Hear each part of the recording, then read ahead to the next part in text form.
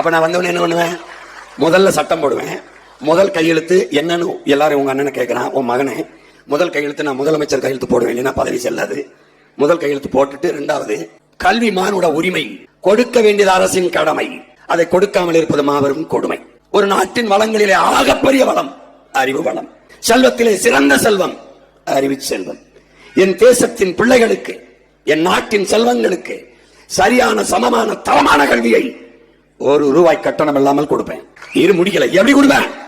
உலக தரத்திலே முதலிலே பின்லாந்து, 2வது தென்கொரியா, 3வது சிங்கப்பூர், 4வது ஜப்பான், கனடா, ஜெர்மனி, இந்த நாடுகளை முந்திக் கொண்டு முதல் தரத்திலே உலக தர கல்வி என்பது பின்லாந்து இல்ல, தென்கொரியா இல்ல, சிங்கப்பூர் இல்ல, தமிழ்நாட்டின் கல்வி தரம் தான் உலக சிறந்த கல்வி தரம் என்று மாற்றுவேன். விளங்குதுன்னு நினைக்கிறேன், மாத்துறேன். அடுத்த கையெழுத்து, மருத்துவம் ஒரு மகத்தான சேவை, அது என் மக்களுக்கு தேவை. உயிர்காக்கும் மருத்துவம் விற்பனை பண்டம் அல்ல. ஏழை பணக்காரன், உயர்ந்தவன் தாழ்ந்தவன் பாகுபாடு இல்லாது சரியாக சமமாக தரமாக ₹1 இருந்து 1 கோடி மருத்துவரை கட்டணம் இல்லாமல் என் பிள்ளைகளுக்கு, நாட்டுக்குடிகளுக்கு கொடுப்பேன்.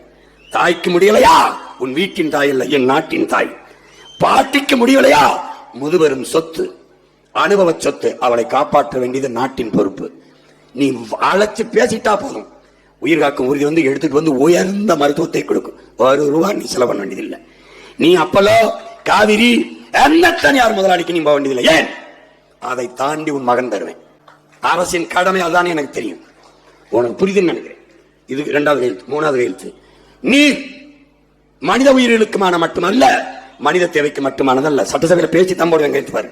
மனித தேவைக்கு மட்டுமானதல்ல, அது உலக உயிர்களின் உயிர் தேவை.